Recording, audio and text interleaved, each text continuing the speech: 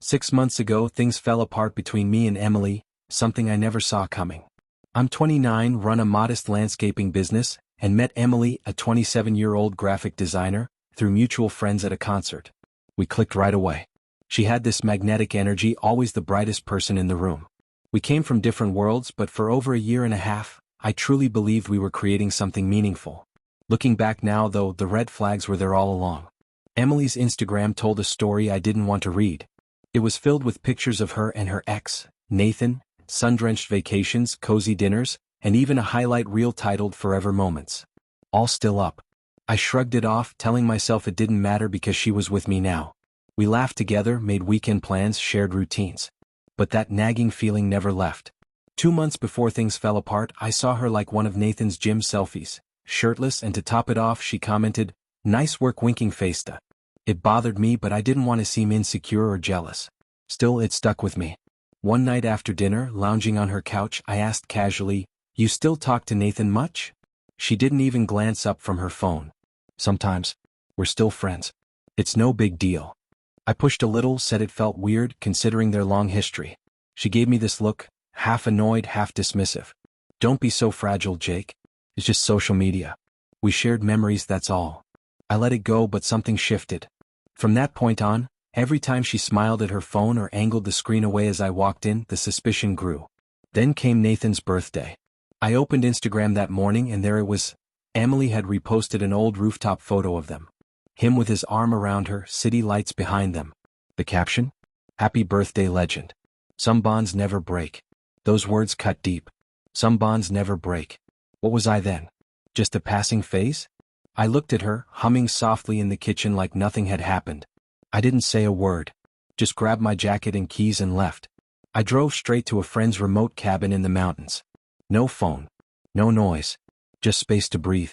When I eventually turned my phone back on, it exploded, dozens of missed calls and messages. From, "Where are you?" to "You're overreacting," to finally, "I'm sorry if the post upset you." I ignored them all.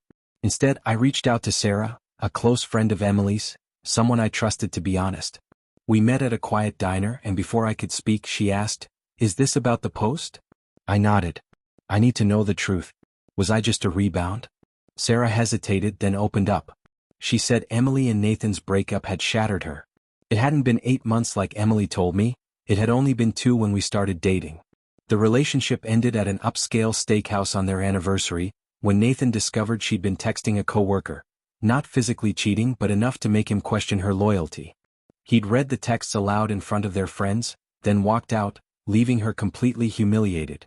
Emily had been struggling emotionally, even started therapy. When we met, she clung to the idea of something new, something solid.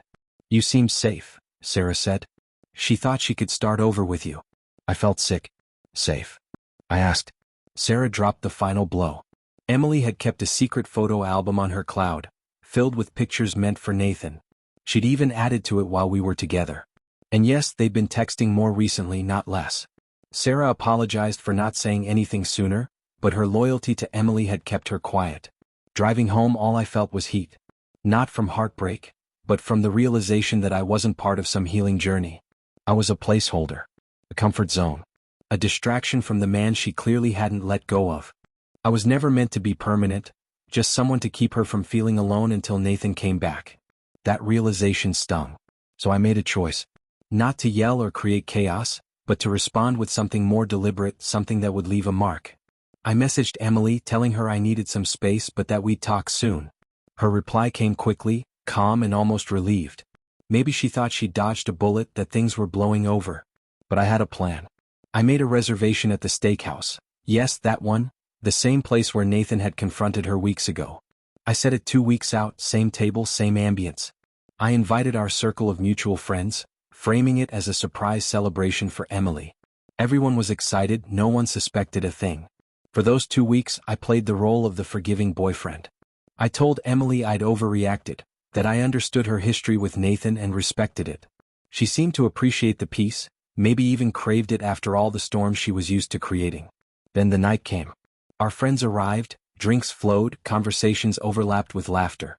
Emily was glowing, convinced this was my way of mending things, of showing her that love could survive anything.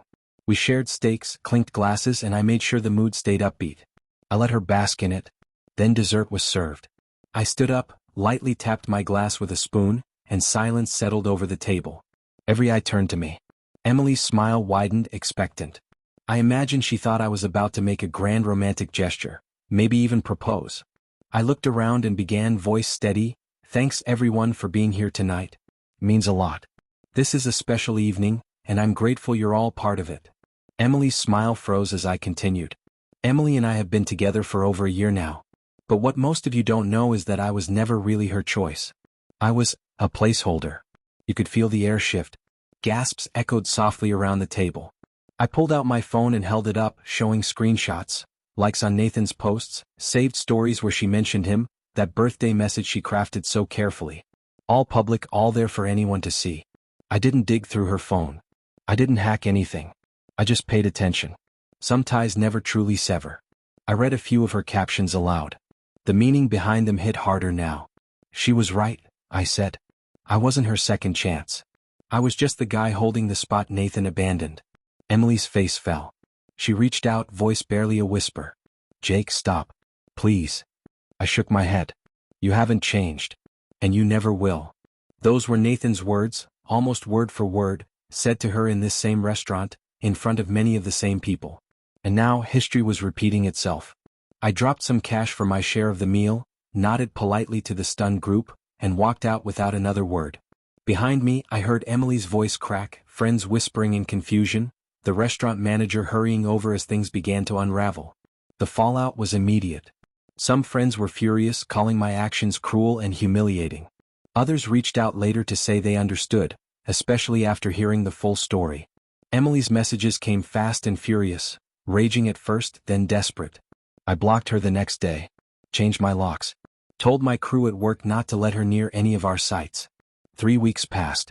Then one night, during a storm, she showed up at my door, soaked through and shivering. She banged hard, sobbing. "Jake, please," she cried, mascara streaking down her cheeks. "You ruined everything. Nathan won't even speak to me now. Everyone knows. Fix this." I watched her through the peephole and said nothing. I didn't open the door. Because she'd finally learned what I had to learn the hard way. Choices have consequences. Eventually she left. Sarah, one of our mutual friends, reached out later. She told me Emily had moved back to her parents' place out of state, quit social media, and finally started therapy again. I'm not sure if what I did was fair. It was definitely harsh. Maybe even cruel. But the truth? Being treated like a backup plan, like a stand-in she could discard when the real thing came back. That destroyed something in me. I'm seeing people again, but I'm slower now, cautious. I keep my eyes open for signs I ignored before. Because respect, it isn't a nice to have. It's everything. If it's not there, then what's the point? People have reached out since I told the story. Some are curious. Some angry. Some supportive. Sarah and I still talk. She told me I deserved better, that Emily never truly saw what she had. I've heard Emily's doing better now. Maybe she's really working through things with Nathan finally out of the picture. Maybe not. Do I regret what I did? Some days, yeah. I wonder if I went too far. But I don't regret standing up for myself. I don't regret drawing a line. Life's too short to be anyone's second choice.